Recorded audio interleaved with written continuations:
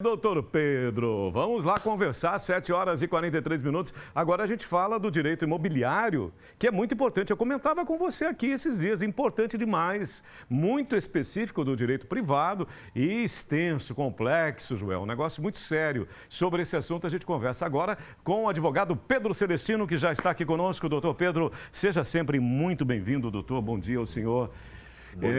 Bom dia, doutor. Eu tentei, não gosto desse verbo. Eu busquei entender aquele texto, né, relacionado a essa documentação tão extensa, tão longa. Por que é tão difícil? Por que os advogados, de um modo geral, se comunicam dessa forma? O tal do juridiquês. A gente acaba não entendendo nada, doutor. Bom dia. Isso é realmente um ponto muito controvertido. Que loucura, né? Rapaz. Há muitos que defendem que esse juridiquês acaba afastando o direito da sociedade, né? Então, porque você não entende o que está escrito? Então você, né, acaba que, ao invés de aproximar, você acaba distanciando um pouco mais.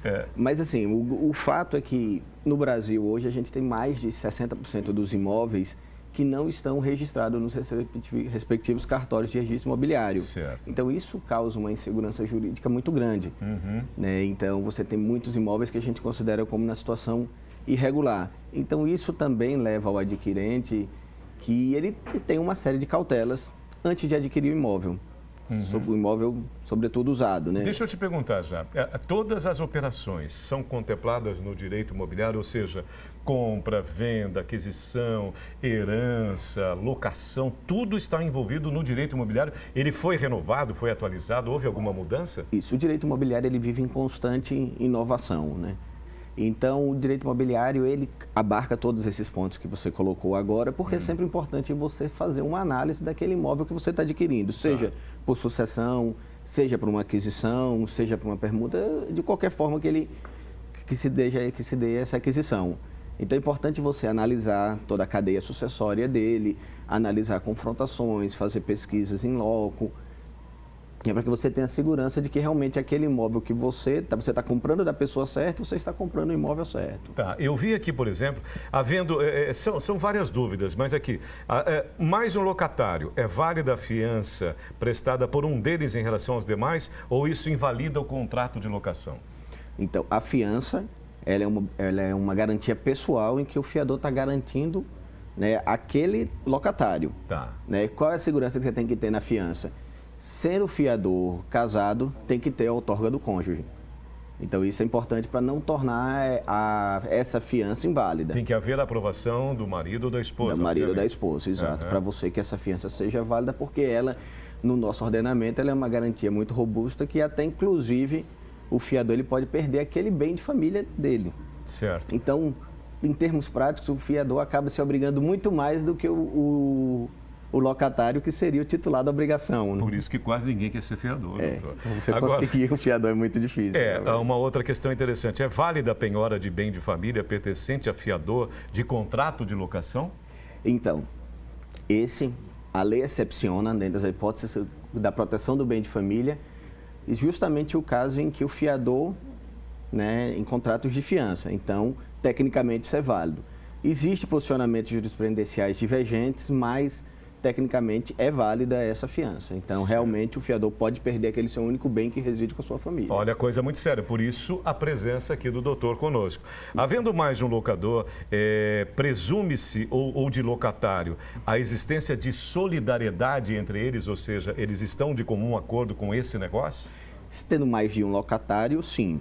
Né? Então, os dois estão obrigados solidariamente para aquela obrigação. A responsabilidade, digamos, é solidária. Solidária, os dois, nenhum exato. deles vai estar excluído do processo. Não está excluído. Em relação à fiança, em muitos contratos, o fiador até renuncia do benefício de ordem, ou seja, daquele benefício que ele tem de que o locatário busque primeiro receber, que o locador busque primeiro receber do locatário, e sendo frustrado a execução em face do locatário, que se direcione para o fiador.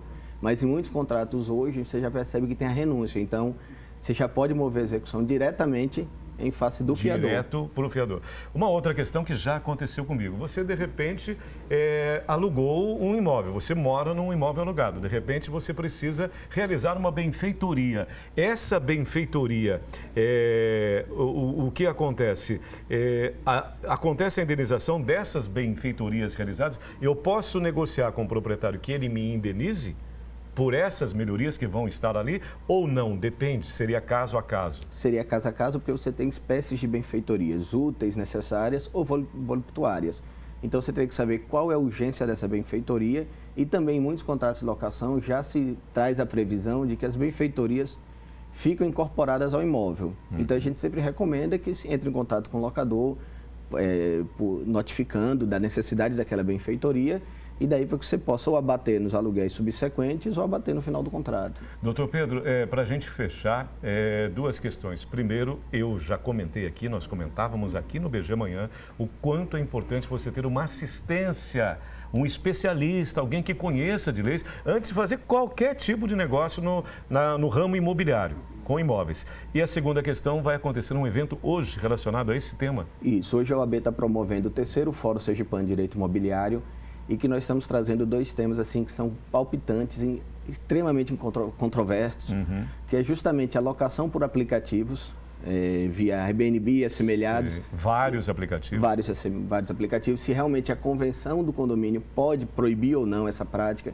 se essa prática coloca em risco a segurança, o sossego dos proprietários. E o outro tema que a gente traz é a lei que trata sobre os distratos, que veio regular essa situação, como é que fica a retenção para o adquirente, aquele que desiste no meio do contrato, qual é o percentual que pode ser retido, o que pode ser retido, como é a forma de restituição desse valor.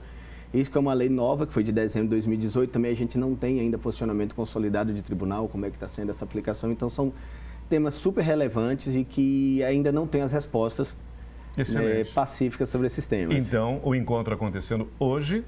Isso, o encontro hoje às 18 horas, no auditório da Escola da Advocacia, na Travessa Tenente Martinho H6, no centro. Muito bem, doutor Pedro. Muito obrigado pela sua contribuição, um ótimo dia e tudo de bom a você. Obrigado.